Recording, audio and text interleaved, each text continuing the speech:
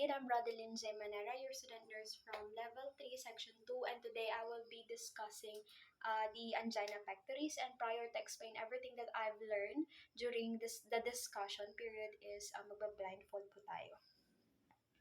Okay, so pag sinabi nating angina pectoris, it is a clinical symptom that is characterized by chest pain or discomfort, which is caused by insufficient blood supply in the heart, to the heart muscle. So, typically result siya ng coronary artery disease natin, which is nagkakaroon ng narrowing or blockage sa may coronary arteries na nagsusupply ng oxygen-rich blood sa my heart. So, ang disease na to, ang primary cause natin dyan is the arteriosclerosis. So, pag sinabi nating arteriosclerosis, ito yung pag-build up ng mga fatty deposits sa may coronary artery. And kapag yung plaque na yun is will gradually narrow the arterial lumen, which ang result nito is magkakaroon ng reducing blood flow sa my heart muscle. So, after nun is magkakaroon ng dysfunctional ng endotheliums.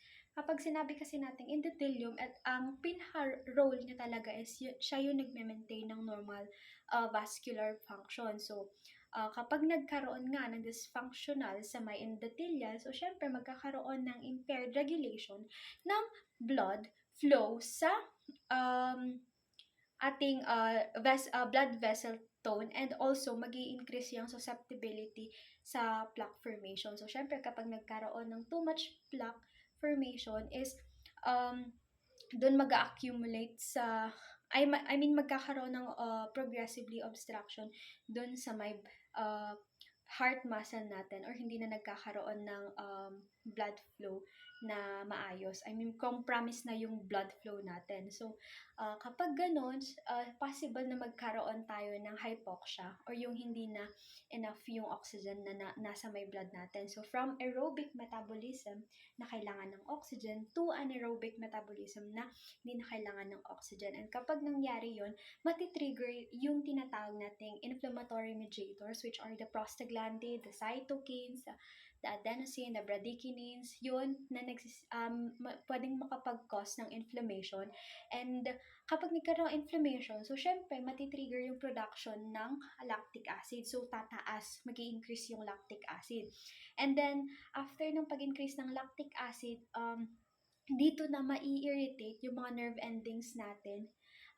Specifically yung tinatawag nating nociceptors. And yung nociceptors na yun is magsisend siya ng nerve impulse or signal sa my brain para ng pain signal sa my brain. And then, dun na mangyayari yung chest pain. So, yung chest pain natin, ang symptoms and signs and symptoms natin dito is yung crushing, yung pagkakaroon ng sharp stabbing pain, and also the heaviness of the chest. And yung pain po na mangyayari dito is nagra-radiate siya sa my back, sa my arms, sa my neck, and then sa jaw. So, ang angina pectoris po natin is may tatlo siyang classification: the stable, unstable, and the Prinzmetal or the angiospastic type. So, yung stable angina natin is normally siya yung chronic or long period of time siya nangyayari.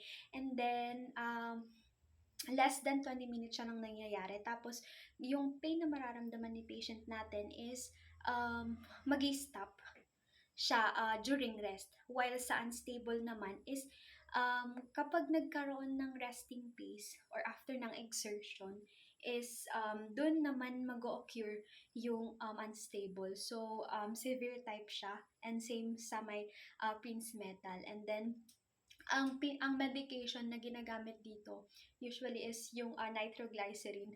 And then, ang iba pang mga signs and symptoms dito is yung pagkakaroon ng diaporesis, cold clammy skin, kasi nga yung patient natin is ina-anxiety na, kung dun na nag-experience ng anxiety, kung bakit siya nakaka-experience ng angina episodes, ganyan. And then, ang basic interventions natin dito is the MONA, yung acronym na MONA. So, yung una is the morphine para pain reliever siya, and then O, oxygen, N-nitroglycerin, and then the A is aspirin. So, ang una talagang i-administer natin dyan is the oxygen. So, syempre, kailangan natin ibigyan ng oxygen supply si patient natin. And then, next natin ibibigay is the aspirin. And then, next natin ibibigay sa nitroglycerin. So, yung nitroglycerin natin is, ang route natin for that is sublingual, and ang interval natin for that is every 5 minutes, and ang maximum dose niya is 3 dose, and ang normal, I mean the side effects niya is yung pagkakaroon ng hypotension, and then si patient makaka-experience ng headache. And then next naman is the morphine. Ang morphine naman natin is kailangan natin siya i-stop kapag nakaka-experience na si patient ng pagkahilo, ganyan. Kasi nga, pwedeng makapag-cause yun ng, tawag nito, ng cell death. So, ang ating nursing intervention dyan is same with the myocardial infarction, which is the DRESS. So, una is the diet. So, syempre, kailangan natin iwasan yung kailangan pala low salt and low fat. Kasi kapag mataas yung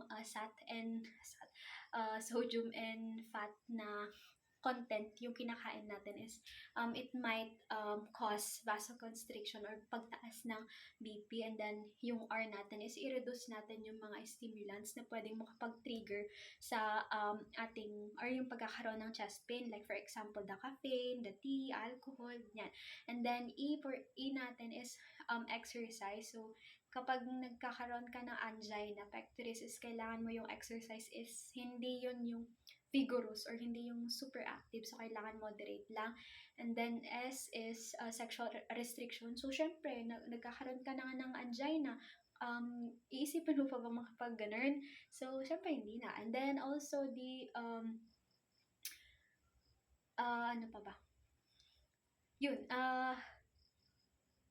sorry. Yung S pala is smoking cessation. I don't know. Yeah, cessation. Since yung tobacco is meron siyang component or content na nagkakos ng vasoconstriction. And kapag nagkaroon ng vasoconstriction, also tataas yung BP, and then magkakaroon na ng signs and symptoms ng angina pectoris. And that's all po. Thank you.